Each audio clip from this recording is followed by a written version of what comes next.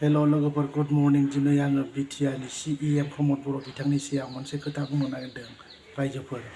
बे टपिक्सखौ आं दिनै नोंथांमोनजों शेयार खालामगोन बे खोथाखौ आं सिगांनिफ्रायनो सानबोबाय थादों आरो लोगोफोरजों शेयार खालामनो नागिरदों मानो होनना बुङोब्ला आं बे बुस्थुखौ दासिमबो सुख मोनाखै आरो बेखौ बुंनो लोगोफोरजों शेयार खालामनो सानबाय थादों माने बिथाङा जेब्ला आबसुनि प्रेसिडेन्टशिपमोन प्रमद बर' बिथाङा बे समाव गोबां बर' हारिनि थाखाय बिथाङा स्ट्रागल खालामबोदोंमोन मुभमेन्ट खालामबोदोंमोन बड'लेण्ड मुभमेन्ट लोगोफोर ओमफ्राय गेजेर ससे समाव बिथाङा जेब्ला कन्टिनिउवासलि मुभमेन्ट खालामबाय थानाय समाव बिथाङा बर' रायजो राजाफोरखौ लानानै गोबां आन्दलन खालामदों जोंबो थांदों आरो गामिनि जेसेबां जाम्बा जाम्बि लेखा गोरों आनइडुकेटेड बा इडुकेटेड बयबो बर' हारिनि खौसेथि आरो थामोन्था आरो रैखाथिनि थाखाय बयबो सापर्ट खालामदोंमोन अल टुगेदारलि गावजों गाव मुसुवेलि कर्परेसन खालामलायदों मदद खालामलायदों जाहाथे बड'लेण्ड मुभमेन्टखौ खालामनांगौ आनटिल बड'लेण्ड मुभमेन्ट जों जेब्लासिम बड'लेण्ड मुभमेन्ट मोना अब्लासिम जोङो मुभमेन्ट खालामबाय थागोन होननानै बे खोथाखौ प्रमद बर' बिथाङा बुंदों नाथाय गोबां आबादारि फार्मार्सफ्रा गावसिनि हाल मावनायफोरखौ दोनथ'नानै बड'लेण्ड मुभमेन्टआव सापर्ट खालामदों प्रमद बर' बिथांनि दैदेननायाव प्रमद बर' होननानै बुङोब्ला बयबो मानियोमोन बै समाव लोगोफोर नाथाय गोबां बिदिनो आबादारिफ्राबो गावसिनि बेसेन गोसा समखौ गारनानै बड'लेण्ड मुभमेन्टआव एंगेज खालामदों गावसोरबो सापर्ट खालामदों गोसो मोदोम जिउ बावनानै बड'लेण्ड मुभमेन्टनि थाखाय सापर्ट खालामदोंमोन आरो लोगोसे प्रमद बर' बिथाङा गोबां माने सिमां मिजिंफोरखौ लानानै बिथाङा बर' हारिनि जौगानायनि माखासे खामानि डेभेलपमेन्ट आरो पिस एन्ड हारमनिनि थाखाय बिथाङाबो गोबां हार्डवार्किं मावबोदोंमोन नाथाय नैबे मुहूर्तआव बिथाङा गावनि माखासे पलिटिकेल लाबालाबनि थाखाय बिथाङा गाज्रि खालामबाय जोंनि बर' हारिनि रायजो राजा आइ आफा नोंथांमोनखौ बयबो गाज्रि खालामबाय नाथाय बै समाव रावबो साननो हायाखैमोन दि बिथाङा बिदि खालामगोन नाथाय दिनै फाइनाल मुभमेन्टआव प्रमद बर' बिथांनि जाखिनि खामानि मावनाय बे बिथांनि खामानि मावनायखौ रावबो बर' हारिनि आइ आफा बिब' फंबाय जेसेबां लेखा गोरों आनइडुकेटेड आरो इडुकेटेड मानसिफ्रा दिनै बिथांनि माखासे खामानि मावनायनि टारगेट लानायखौ गाज्रि मोनदों जायनि जाहोनाव बिथाङा गोबां दा ससियेल मिडियायाव बखिजायो रायजो राजाफोरजों मानो थाउजेन्डस अफ पिपल्स माने गोबां सुबुंफ्रा थैदों एकाडेमिक इयार लस जादों स्टुडेन्ट लाइमोनफ्राबो बड'लेण्ड मुभमेन्टनि थाखाय सोरजोंबा पुलिसनि इनकाउन्टाराव थैदों गोबां बर' हारिया बर' हारिनि जायफोर बड'लेण्ड मुभमेन्टआव बाहागो लादोंमोन बिथांमोना गोबां गावसिनि लाइफखौ डिस्ट्रय खालामजादों इनकाउन्टार खालामजादों बड'लेण्ड मुभमेन्टनि थाखाय गोबां हालुवा आबादारिफोराबो गावसिनि माइ गायनाय सम बा बेसेन गोसा टाइमखौ गारनानै भेलुएबल समखौ गारनानै बिथांमोनाबो बड'लेण्ड मुभमेन्टआव सापर्ट खालामदों ओमफ्राय आं रोखाखा मोनसे खोथाखौ बुंनो लोगो सानबावदों जेब्ला बिटिसिनि चिफ माने मिस्टार हाग्रामा महिलारि बिथाङा बड'लेण्ड मुभमेन्ट कन्टिनिउवासलि खालामबाय थानाय समाव मोनसे खोथाखौ बुंदों बड'लेण्ड मोना क्राइटेरिया गैया होननानै बुंनायाव दा माखासे बर'नि जायफोर दैदेनगिरिफोर आरो बिदिनो गामिनि जाम्बा जाम्बि लेखा गोरों बर' हारिनि जाखिनि साननो गोरों मेलेमजिबि मानसिफोरा बिथांनि बुंनायाव गाज्रि मोनदों क्रिटिसाइज खालामदों बिथाङा मानो बेबायदि जोंनि बड'लेण्ड मुभमेन्ट खालामनायाव मानो बेबायदि क्रिटिसाइज खालामनांगौ मानो डिसकारेज खालामनांगौ हायोब्ला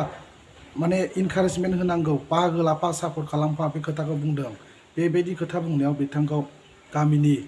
लेखा गोरों जाम्बा जाम्बि साननो गोरों इन्टेलेक्सुवेल जेसेबां मेलेमजिबि मानसिफोर दं बिथांमोना गाज्रि मोनदों नाथाय दिनै फैयै फैनानै माने आबसुनि प्रेसिडेन्ट मिस्टार प्रमद बर' नोंथाङा दिनै माने क्राइटेरिया दङ बड'लेण्ड मोननायनि मुभमेन्ट खालामबाय थागोन उइ वान बड'लेण्ड न' रेस खोथाखौ बुंदोंमोन नाथाय बिथाङा बै जेब्ला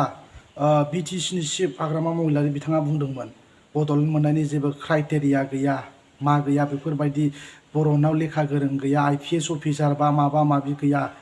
बेफोरबायदि गैया होननानै बुंनायाव क्राइटेरिया गैया होननायाव बिथाङा चिफआ बिटिसिनि चिफ हाग्रामा महिलारि बिथांखौ बहुत मानसिफ्रा क्रिटिसाइज खालामदों बेनाव बर' हारिनि ब्लाड गैया नामा बर' हारिनि थाखाय बेनाव इसेबो जातिनि थाखाय मावनांगौनि बेहा जेबो गोसो गैया नामा इसेबां सेन्टिमेन्ट गैया नामा बेफोरबायदि बुंनानै बिथांखौ बहुत मानसिफ्रा बुंदों बखिदों क्रिटिसाइज खालामदों ससियेल मिडियायाव बिथांखौ नाथाय बे समाव बिथाङा बहुत मानसिफोरजों गाज्रि मोनजादों प्रमद बर' नोंथां हाग्रामा महिलारिया बेबायदि क्राइटेरिया गैया होनना बहुत गाज्रि मोनदों नोंथाङा बे टाइमाव माखासे हाइलाइट जादों बर' हारिनि थाखाय नोङो बड'लेण्ड मुभमेन्टआव बाहागो लानानै स्ट्रागल खालामबोनायनि थाखाय नोंखौ बयबो सापर्ट खालामदों नाथाय दिनै क्राइटेरिया गैया होननायानो दिनै जाफैमारबाय ना प्रमद बर' नोंथां दिनै बड'लेण्ड मोननायनि क्राइटेरियाफ्रा बबाव गोमाजोबखो प्रमद बर' बे क्राइटेरियाखौ नोङो मालाबा जोंनि बर' गामियाव जेसेबां जाम्बा जाम्बि लेखा गोरों अल बिटिआरआव 100 डिस्ट्रिक्टआव जेसेबां जाम्बा जाम्बि इन्टेलेक्सुवेल मेलेमजिबिफोर दङ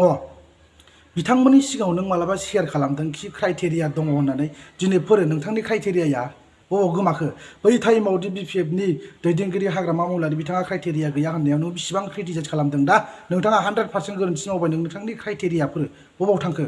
बड'लेण्ड मुभमेन्ट खालामबाय थागोन जोङो उइ वान बड'लेण्ड न' बड'लेण्ड नेरस बुंदों नोंथां दिनै नोंथांनि क्राइटेरियाफ्राफोर माखासे क्राइटेरियाखौ लानानै नोंथाङा बड'लेण्ड मुभमेन्ट खालामबाय थादों नोंथांनि क्राइटेरिया बबाव गोमाखो दिनै बबाव थांखो नोंथाङा ग्रेट लायार ग्रेटल' नंबावा लोगोफोर इउ आर ए ग्रेटेस्ट लायार प्रमद बर'आ ग्रेटेस्ट लायार इन बिटिआर नोंथां जायनि जाहोनाव नोंथाङा बर' हारिखौ थगायबाय बिनि थाखाय बेफारि होनदों नोंथां प्रमद बर' नोङो बे मा होनो जेब्ला बड'लेण्ड मुभमेन्टआव प्रेसिडेन्टशिपआव थानानै नोंथांखौ खामानि मावदों बयबो मिउचुवेलि माने कर्परेसन खालामदों गावजों गाव बुजिबाय थाउजेन्डस अफ पिपल्स माने गोबां सुबुंफोरा जिउ गारदों बड'लेण्ड मुभमेन्टआव थाउजेन्डस अफ फार्मार्स मोनथिबाय गोबां आबादारिफ्राबो जिउ गारदों बाहागो लादों पार्टिसिपेट खालामदों जायनि थाखाय बड'लेण्ड मुभमेन्टआ जोंनि थाखाय गोनांथार बेसेन गोसा रावबो मेंनाय गैयाजासे बड'लेण्ड मुभमेन्टआव बाहागो लादों पार्टिसिपेट खालामदों जोंनि थाखाय थांनानै थानायनि माखासे आइडेन्टिटि अफ दा बर' पिपल जायखौ होनो बर' हारिनि सिनायथि थामोनथा रैखाथि प्रटेक्सननि थाखाय नोंथां प्रमद बर'आ जेसेबां खामानि मावदों नाथाय नैबे मुहुर्तआव नोंथाङा ओरैबायदि बर' हारिखौ गाज्रियाव खोख्लैबाय नोंथाङा बुंदोंमोन क्राइटेरिया दङ नोंथांनि क्राइटेरियाफोर बुं शेयार खालाम खोन्थानांगौ पाब्लिकफोरनो नोंथाङा इसेबां क्राइटेरिया दं होननाय बुस्थुफोर क्राइटेरियानि सिस्टेमेटिक पजिसनै नोंथाङा मानो मावनो हायाखै दिनै मानो थगायखो